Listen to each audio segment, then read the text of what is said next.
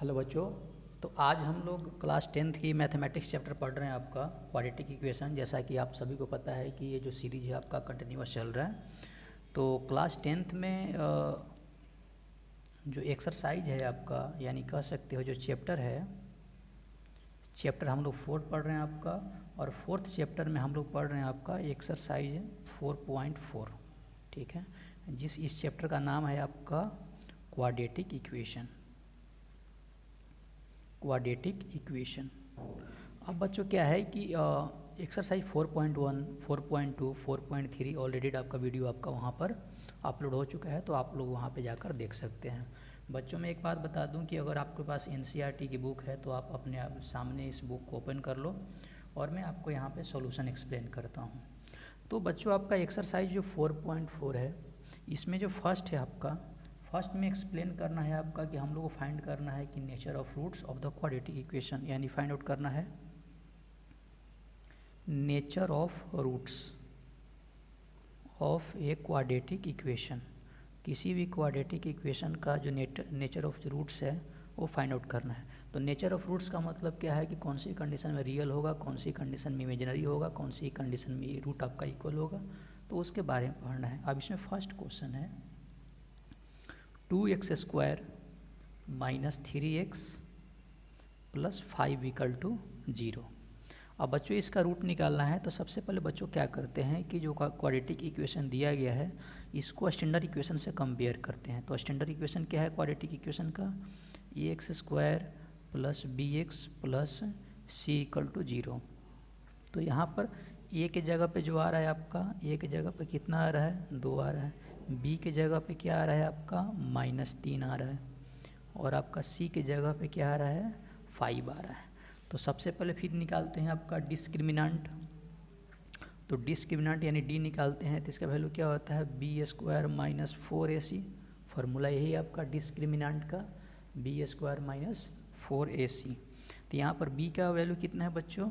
तो b का value है -3 का स्क्वायर -4। a का वैल्यू कितना है? 2। और c का वैल्यू कितना है? 5। इसको करोगे तो कितना होगा? 9 माइनस कितना हो जाएगा? 8। और कितना हो जाएगा? 40। 9 - 40 कितना है आपका? -31 आया। अब बच्चों यहाँ पे देख रहे हैं कि जो -31 <0 है, और जब भी अगर जो डिस्क्रिमिनेंट है <0 है, तो रूट यहाँ पर जो कंडीशन हो जाता है वो किसका हो जाता है? आपका इमेजिनरी का।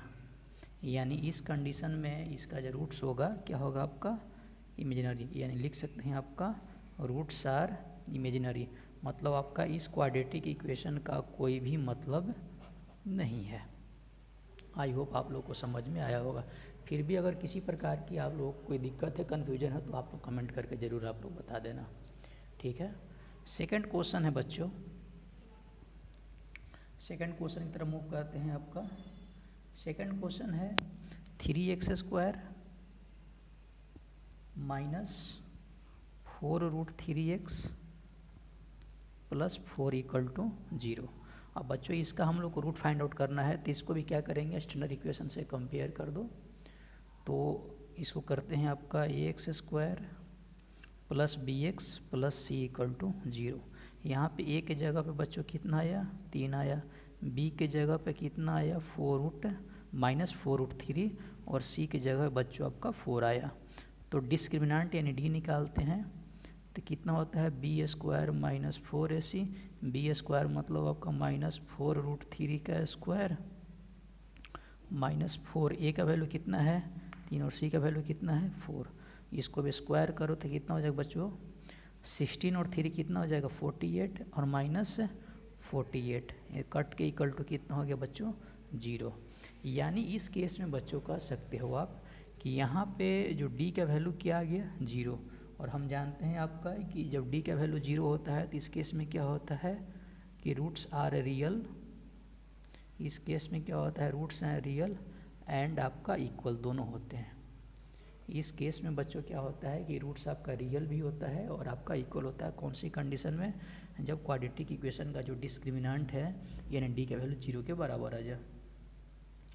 तो अगर ये वैल्यू आ गया है तो फिर हम लोग फार्मूला यूज करेंगे। आपका x = क्या होता है? -b + क्या होता है B square minus 4ac upon क्या होता है 2a माइनस, और b का वैल्यू कितना बच्चों दिया है -4√3 प्लस माइनस d, तो d के अंदर देखो यहाँ पे 0 हम लोग पुट कर चुके हैं अंदर, और नीचे 2 और a का वैल्यू कितना है बच्चों 3। इसको प्लस कर दो तो कितना आ जाएगा 4√3 अपॉन कितना हो जाएगा 8, यानी इस केस में यहाँ कट गया 2 टाइम्स, यानी जो दोनों रूट आएगा आपका √3 अपॉन 2 एंड √3 अपॉन 2, क्योंकि रूट वहाँ दोनों केस क्या है आपका इक्वल आएगा।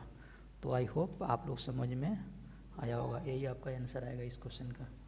नेक्स्ट क्वेश्चन की तरफ मूव करते हैं। Question number 3। क्वेश्चन नंबर 3 क्या है बच्चों कि क्वेश्चन नंबर 3 आपका है 2x square minus 6x plus 3 equal to 0। अब इसका देखो बच्चों हम लोग को निकालना है रूट, तो सबसे पहले इसको कंपेयर करो स्टैंडर्ड इक्वेशन से। तो स्टैंडर्ड इक्वेशन है ax square plus bx plus c equal to 0। अब a के जगह बच्चों यहाँ पे क्या है आपका, a के जगह पे 2 है, b के जगह पे कितना है बच्चों -6 है, और c के जगह पे कितना है 3 है। तो ये इसका मतलब इसके डिस्क्रिमिनेंट का वैल्यू कितना आएगा बी स्क्वायर माइनस 4ac, तो b का वैल्यू आपका देखो -6 का स्क्वायर माइनस 4a, और c का वैल्यू कितना है 3, यानी कितना हो गया बच्चों आपका 36 माइनस 24। ठीक है, तो 24 आ जाएगा, तो इसका मतलब इसको क्या आ गया आपका 12 आ गया d का वैल्यू, और ये आपका ग्रेटर देन 0 है। इस मीन्स क्या होगा इसका मतलब अगर d का वैल्यू अगर ग्रेटर देन 0 आ रहा है, इसका मतलब क्या है रूट से रियल है, लिख सकते हैं रूट्स आर रियल एंड आपका डिफरेंट, या डिस्टिंक्ट लिख सकते हैं। डिस्टिंक्ट का मतलब क्या है आपका दोनों आपका डिफरेंट आएगा। तो अब यूजिंग फार्मूला आपका जो क्वाड्रेटिक इक्वेशन का जो फार्मूला है फाइंड आउट करने का कितना है x equal to -b plus minus b square minus 4ac upon जो 2a है, तो माइनस b का वैल्यू कितना है, b का वैल्यू -6 है, प्लस माइनस रूट के अंदर आपका 12 और नीचे कितना 2, और a का वैल्यू कितना है आपका 2, यानी कट के बेटा आ गया आपका यहाँ पे 6 प्लस माइनस √12 अपॉन कितना आ जाएगा 4। इसको और थोड़ा सिंपली फाइंड आउट अगर आप करोगे तो आपका इस तरह से आएगा। यहाँ पे जब इसको सोल्व करोगे तो x का जो वैल्यू आएगा 3 प्लस माइनस √3 अपॉन 2, यानी इसको सोल्व करोगे तो एक बार प्लस का वैल्यू ले लो, एक बार माइनस का वैल्यू लो, तो कितना आ जाएगा 3 प्लस √3 अपॉन 2, और एक आ जाएगा 3 माइनस √3 अपॉन 2। ये आपका क्वाड्रेटिक इक्वेशन का 2 रूट आया, और यही क्या होगा इस क्वेश्चन नंबर आपका 3 का आंसर होगा। आई होप आप लोग को समझ में आया होगा। ठीक है, चलो अब बच्चों इसका जो एक्सरसाइज जो 4.4 है, इसका जो सेकेंड पार्ट का जो सॉल्यूशन हम लोग को निकालना है, इसमें कहता है कि find the value of k for which following quadratic equation have 2 equal roots. यानी क्वेश्चन क्या है वह कि find value of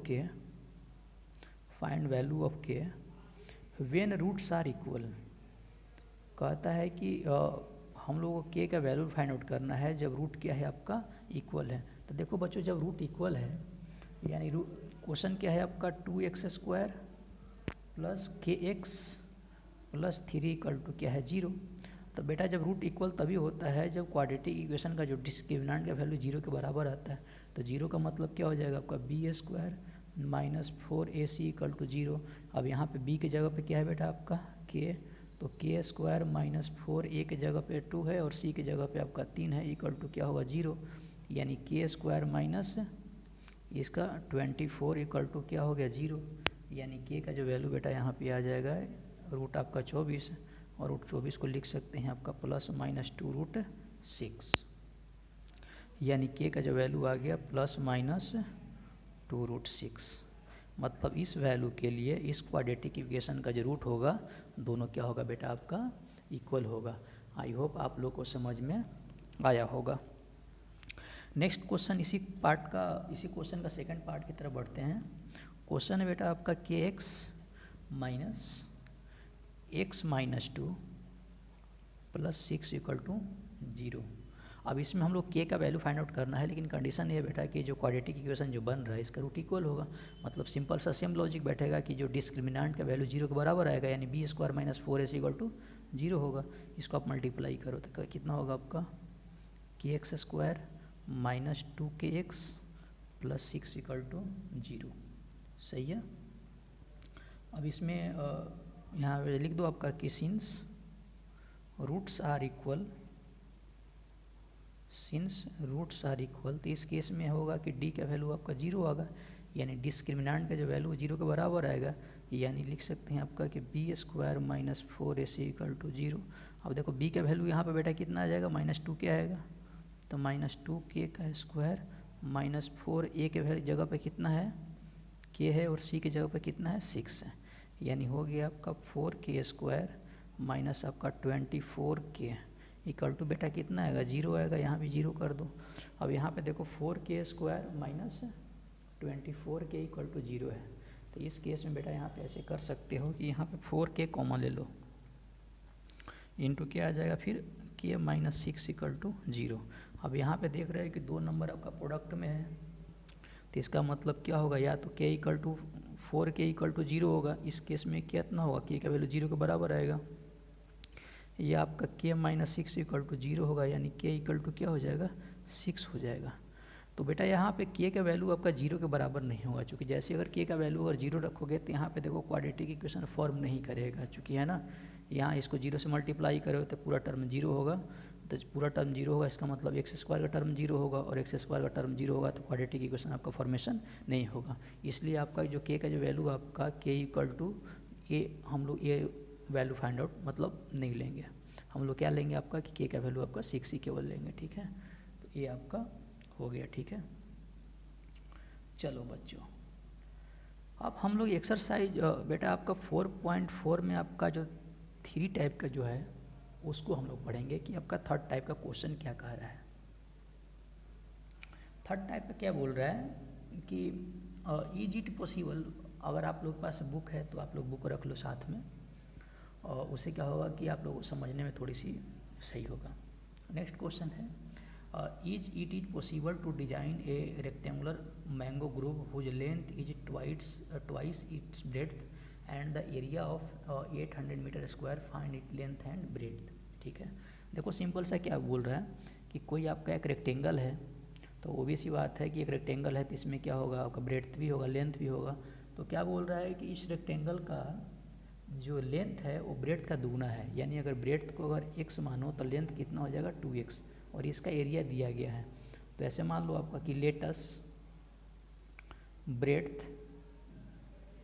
breadth of rectangle, breadth rectangle अगर x मानो तो इसका लेंथ कितना हो जाएगा बेटा आपका 2x हो जाएगा, और देखो इसका एरिया दिया गया है कितना आपका 800 मीटर स्क्वायर। तो हम लोग क्या जानते हैं कि एरिया ऑफ रेक्टेंगल क्या होता है बेटा आपका लेंथ इंटू ब्रेड्थ। किसी भी रेक्टेंगल का जो एरिया होता है लेंथ इंटू ब्रेड्थ, यानी एरिया दिया है 800 मीटर स्क्वायर, अब लेंथ कितना है आपका 2x इंटू आपका x हो जाएगा, यानी 800 इक्वल टू कितना हो जाएगा 2x स्क्वायर, कट गया बेटा आपका 400, यानी कह सकते हैं कि x स्क्वायर इक्वल टू 400, यानी x इक्वल टू इसको रूट में डाल दो 400, यानी x इक्वल टू क्या आ गया आपका 20 मीटर। तो इस हिसाब से इसके अकॉर्डिंग क्या होगा कि जो ब्रेड्थ का वैल्यू कितना आ गया आपका 20, तो इस हिसाब इसके अकॉर्डिंग कितना हो जाएगा लेंथ कितना हम लोग कितना था माने थे 2x था, तो 2 और x का वैल्यू कितना है आपका 20, यानी कितना आ जाएगा 40 मीटर। मतलब इस आपका रेक्टेंगल का लेंथ 40 मीटर और इसका ब्रेड्थ कितना है 20 मीटर। तो ये है, तो और बच्चे पॉसिबल भी है, क्योंकि कंडीशन जब सेटिस्फाई कर रहा है तो ही होता है आपका कि ये आपका सेटिस्फाई कर रहा है। चलो नेक्स्ट क्वेश्चन की तरफ मूव करते हैं आपका इसी में। ये आपका नेक्स्ट क्वेश्चन है आपका क्वेश्चन नंबर 4 कह सकते हो। कहता है कि is the following situation possible, if so determine the present age. कहता है कि the sum of age of two friend is 20 years. कहता है कि दो दोस्त हैं, अब उन दोनों दोस्त का जो एज है आपका 20 ईयर के इक्वल है। 4 year ago the product of their age in years आज 48 मीटर। कहता है कि 4 साल पहले उनके एज का जो प्रोडक्ट था वो आपका 48 था। ठीक है, तो सबसे पहले बच्चों मान लो कि लेटस सपोज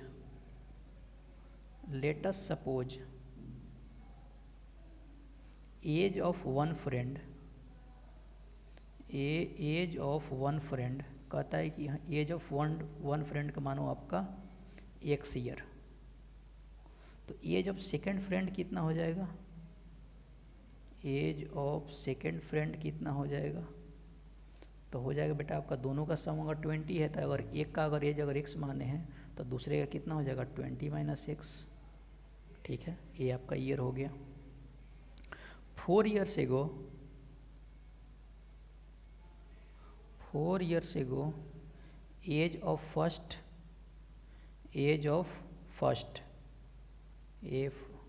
तो कहता है कि 4 साल पहले कितना, अगर एक एज फर्स्ट का एज कितना होगा आपका, तो x तो अभी प्रेजेंट है तो 4 साल पहले कितना हो जाएगा x माइनस 4 ईयर। और 4 years ago as of second कितना हो जाएगा 20। अभी मैं इसका देखो करंट आपका 20 माइनस एक्स है तो इसमें 4 माइनस कर देंगे तो कितना हो जाएगा आपका 16 माइनस एक्स। अब देखो इसका और इसका दोनों का एज का प्रोडक्ट दिया गया है कितना 48, यानी ऐसे लिख सकते हैं अकॉर्डिंग टू क्वेश्चन। पेज में पलट लेता हूँ। फिर भी बच्चों अगर आप लोगों को किसी प्रकार का डाउट है तो आप लोग कमेंट जरूर कर देना, फिर मैं वहाँ पे आप लोगों को हेल्प करूँगा। ठीक है, तो आप लोगों को चिंता करने की कोई बात नहीं है। तो इसका यहाँ बच्चों हो जाएगा according to question x minus 4 into x minus 16 equal to 48। इसको जब मल्टीप्लाई करोगे बेटा तो आ जाएगा आपका 16x minus x square minus 64 plus 4x equal to कितना हो जाएगा 48। इसको जब अरेंज करोगे आप तो minus x square minus 20x minus आपका 64 माइनस आपका इस तरफ लेकर आ जाओ 118 इक्वल टू कितना हो जाएगा 0। इसको मल्टीप्लाई करोगे तो ये इतना ही आएगा। ठीक है,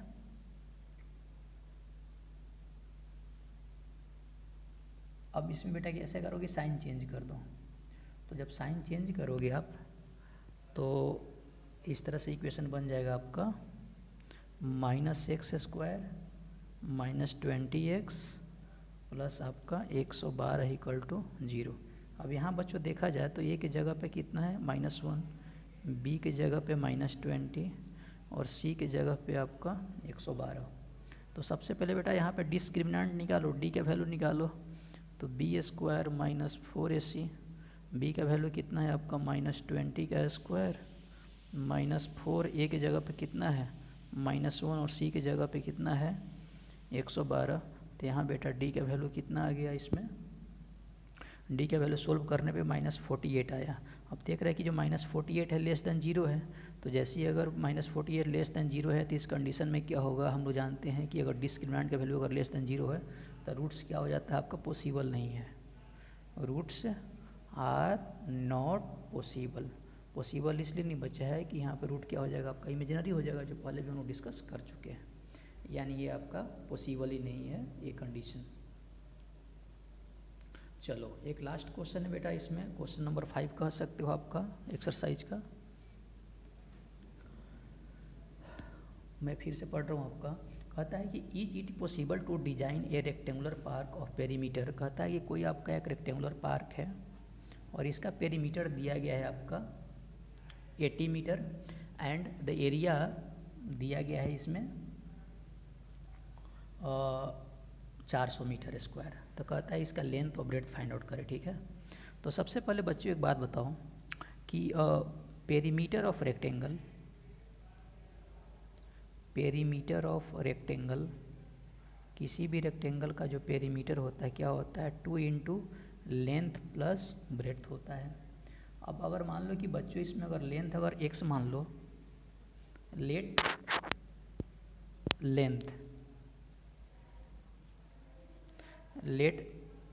लेंथ ऑफ रेक्टेंगल, अगर कहता है अगर इस रेक्टेंगल का लेंथ अगर मान लो x मान लो यहाँ पर, तो यहाँ पे लिख सकते हैं आपका बेटा कि 2 इंटू एक्स प्लस ब्रेड्थ के जगह पे b लिखो, इक्वल टू, देखो क्वेश्चन में दिया है कि इसका जो पेरीमीटर है 80 है, ये देखो कट गया यहाँ पर 40, यानी x plus b equal to आपका 40, यानी सी इसका जो ब्रेड्थ है यानी b का वैल्यू कितना आ जाएगा 48 माइनस एक्स। अब देखो यहाँ पे लेंथ हम लोग यहाँ मान लिए हैं, ब्रेड्थ इतना आ गया है, तो इसका एरिया कितना होगा, एरिया के हम लोग क्या जानते हैं आपका लेंथ इंटू ब्रेड्थ। अब एरिया देखो दिया गया है बच्चों आपका 400, अब लेंथ कितना है x इंटू आपका 40 माइनस एक्स, समझे बच्चों। अब इसको जब आप मल्टीप्लाई करोगे तो क्या हो जाएगा आपका यहाँ पे कि 400 इक्वल टू 48x माइनस आपका एक्स स्क्वायर। इसको ये एक तरफ बच्चों यहाँ पर लेके आओ, 48 नहीं है बेटा, यहाँ पे देखो गलत हो गया है ना, यहाँ 40 है बेटा, देखो मैं मिस्टेक कर रहा था, 40 है ये आपका बेटा, यहाँ पे देखो आपका 40 आएगा और यहाँ पे देखो 40 आएगा, मैं मिस्टेक कर रहा था, देखो यहाँ पे भी 40 आएगा, ठीक है, हाँ ठीक है। अब इसको आप अरेंज करोगे तरीके से तो हो जाएगा आपका यहाँ पे x square minus 40x plus 400 equal to 0, यानी बच्चों यहाँ पे कर सकते हो कि एक्स स्क्वायर इसको 20x minus 20x plus 400 equal to 0 factorisation method से कॉमन कर लो, x माइनस आपका 20 माइनस 20 कॉमन करो तो x माइनस आपका 20 इक्वल टू 0, यानी इसका आ जाएगा x माइनस 20 का आपका होल स्क्वायर इक्वल टू 0, यानी यहाँ से सोल्व करने के बाद x का जो वैल्यू कितना आएगा आपका 20 मीटर, ठीक है। अब इसमें बच्चों क्या है कि अगर x का वैल्यू 20 आ गया तो यहाँ पे यानी लेंथ कितना 20 आ गया, तो इस कंडीशन में इसका जो ब्रेड्थ हम लोग माने थे कितना आपका 40 माइनस एक्स, यानी 40 माइनस 20 हो गया, यानी ब्रेड्थ का वैल्यू भी कितना आ गया आपका 20 मीटर।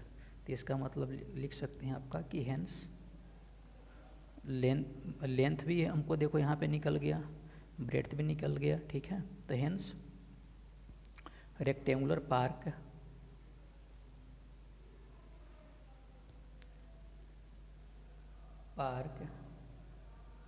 Is possible. हालांकि रेक्टेंगुलर तो बच्चों वो नहीं होगा क्योंकि यहाँ पे लेंथ और ब्रेड्थ इक्वल है तो स्क्वायर टाइप होगा, लेकिन हम लोग कह सकते हैं कि रेक्टेंगुलर पार्क पॉसिबल होगा। तो ये था आपका कि आज हम लोग का जो क्वाड्रेटिक इक्वेशन का जो सीरीज चल रहा था बच्चों एनसीईआरटी का, ये आपका यहाँ पे आपका एंड हुआ, यानी हम लोग जो स्टार्टिंग से चल रहे थे क्वाड्रेटिक इक्वेशन लेकर ये आपका एंड हुआ। और आगे का जो चैप्टर है वो शायद आपका अर्थमेटिक प्रोग्रेशन होगा, वो हम लोग स्टार्ट करेंगे। फिर भी अगर आप लोगों को क्वाड्रेटिक इक्वेशन में अगर किसी प्रकार का अगर कोई अगर कन्फ्यूजन वगैरह हो तो आप लोग ज़रूर बताएं, मैं आप लोगों को वहाँ पे हेल्प करूँगा और कमेंट भी कर दूँगा, ठीक है, ताकि आप लोगों को किसी तरह की परेशानी नहीं हो। तो आप लोग इसी तरह पढ़ाई करते हैं। Thank you very much.